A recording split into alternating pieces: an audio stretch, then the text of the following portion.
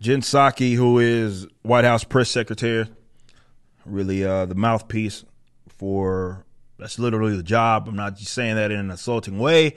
The mouthpiece for Joe Biden, he needs every bit of that anyway because he can't get his damn thoughts out half the time. So, man, yet again, we have an instance in which government, the mainstream, be it in the media or just like the mainstream generic public opinion, right?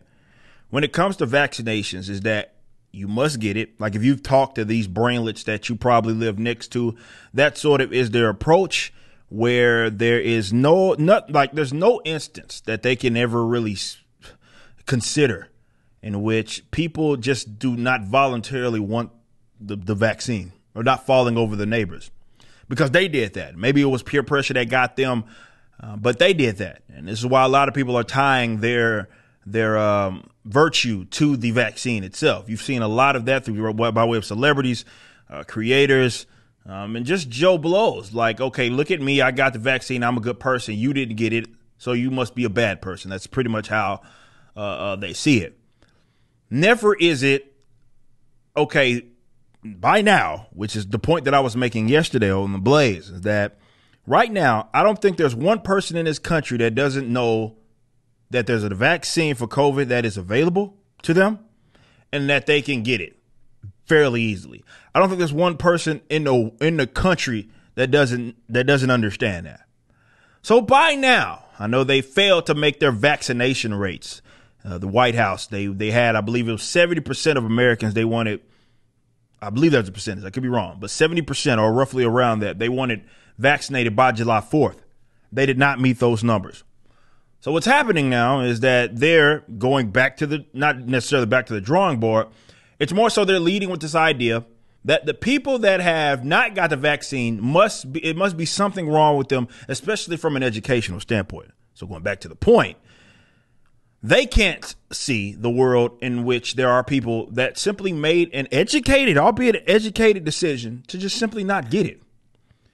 I know that you know, a lot of people just believe that that's the only position to have and be thoughtful. Remember, I was going back and forth with a local radio guy in regards to the whole Cole Beasley situation, because Cole Beasley was like, it's not y'all business as far as why I don't want to take it. And the local radio guy, sports commentator, who was just like, I've never seen anybody that was uneducated.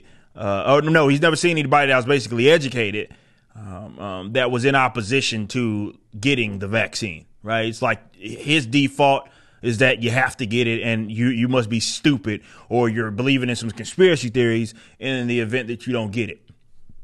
It's never the fact that, okay, maybe Cole Beasley is basically in the peak shape of his life.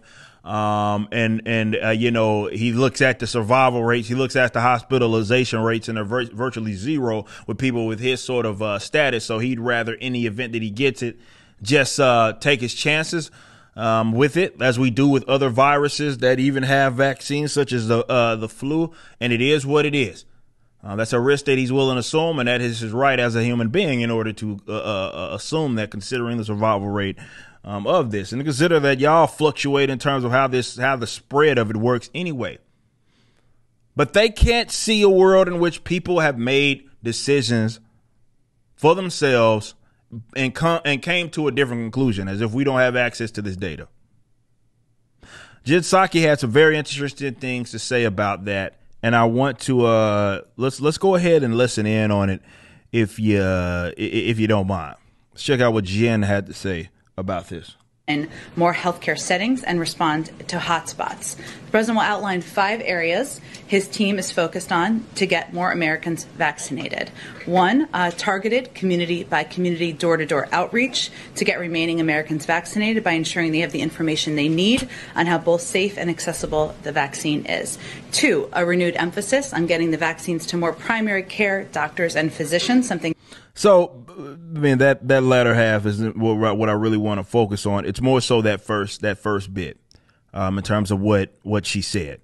And for you guys that I guess had a hard time of hearing, what she basically stated was that, and I believe this is the context of this is, again, in reference to the unvaccinated, people that they are. They didn't make their numbers. And you're looking at there's like areas that have lower than average, let's say, vaccination rates.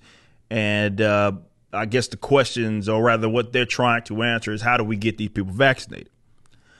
And one of the bullet points it is that this administration is going to be focusing on is, hilariously enough, them going door to door to, of course, just ensure that you guys have the proper information, because that's the only reason why you wouldn't have the vaccine, right? We want to make sure that you have the proper information and you know that this is safe and you know that this is easily accessible. They just want to make sure. I don't think this will go into okay, you got any other unvaccinated people under them floorboards type of situation. The fact that they would exhaust resources, it speaks to what the problem is with government, because you know they're going to overpay to be sending people door to door.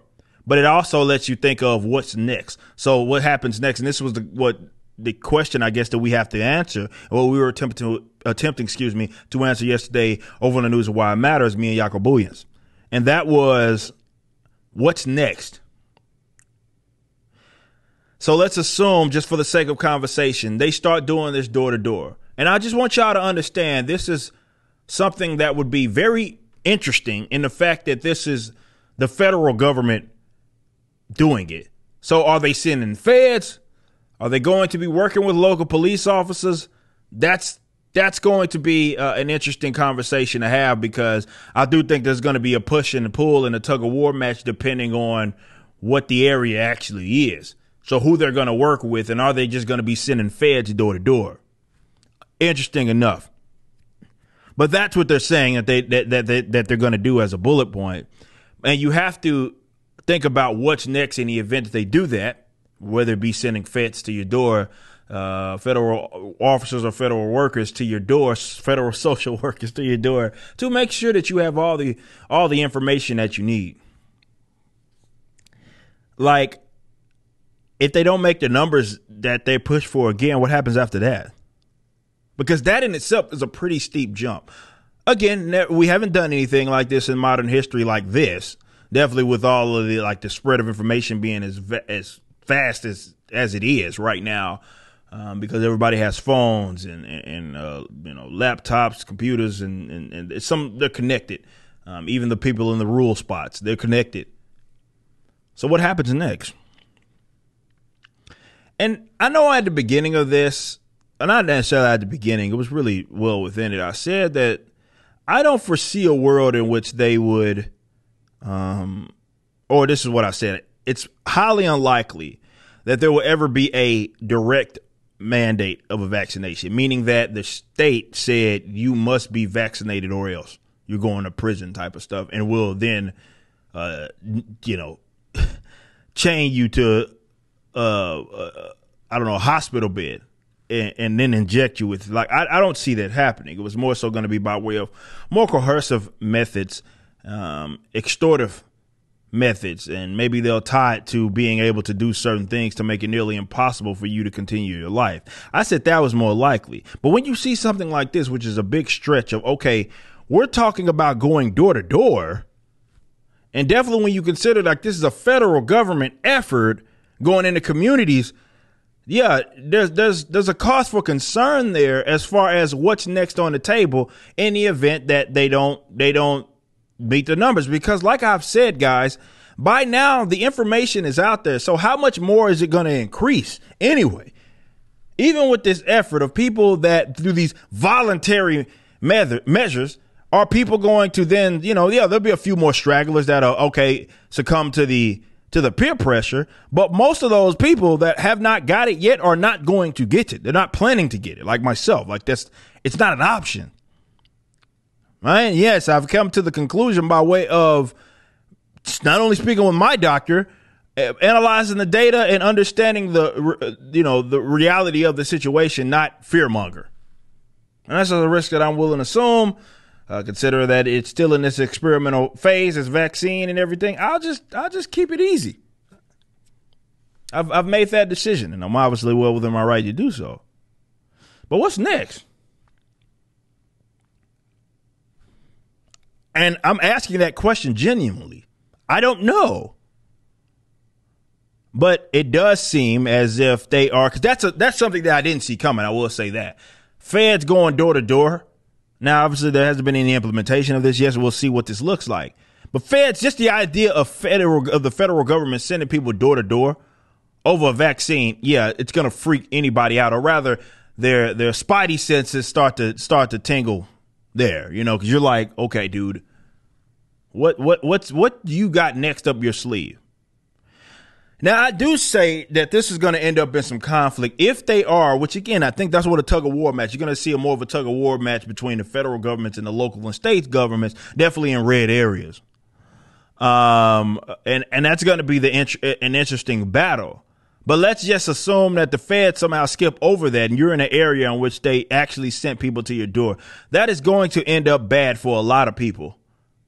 Because the last thing, I'm just looking at it from my perspective, last thing I want is someone ringing my goddamn doorbell trying to tell me about a fucking vaccine, and then you tell me the Fed sent you. We got problems there. That's issues, right? I'd rather have Jehovah's Witnesses at my door than y'all. So what's next, I guess, is the question. They've said that they're willing to do this. And obviously, it's just to inform you guys. They want to make sure you're educated. They want to make sure you have access to all of the information. You understand that this vaccine is safe. And then if they don't make the numbers, then what? They just give up? Maybe. Or have they been emboldened so much to where they start to make it a more aggressive effort? Because this is a hell of a leap from, okay, we're just going to spam your wherever you're on the internet, everything. We're going to spam everything. We're going to have the ad council going to your celebrities and everything. Content creators to make sure that you know about the vaccine. They team up with you. That's one thing. But when you start to bring people the physical confrontation, and I mean that by literal definition, confrontation, to have that conversation, okay, we have issues now. We had issues before, but you get what I'm saying. That's a way more aggressive effort.